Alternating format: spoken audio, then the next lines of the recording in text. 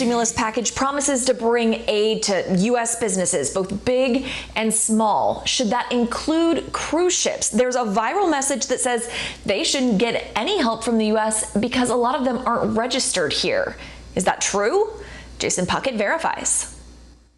Cruise lines have been hit hard by the coronavirus and, like other businesses, may be looking for assistance from the U.S. government.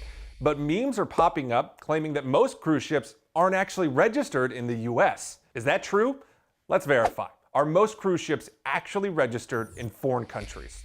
Our sources here are documents from Carnival, Celebrity, and Disney Cruise Lines, and a 2015 report from the Cruise Lines International Association, or CLIA. Now, that report found that 90% of commercial vessels calling on U.S. ports fly a non-U.S. flag, and that includes cruise ships.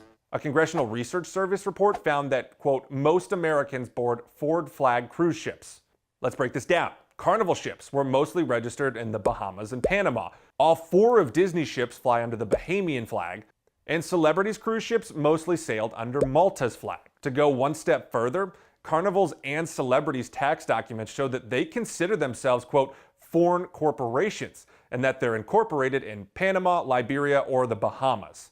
Disney is the only one in that meme that's actually incorporated in the United States. Now, we can't say whether cruise lines should receive bailout money. That is a political and opinion-based question. But we can verify most cruise ships are registered in foreign countries, and Carnival, Celebrity, and Royal Caribbean are all based in other countries as well. If you're seeing other claims, rumors like this out there, make sure you send us an email. With your Verify, I'm Jason Puckett.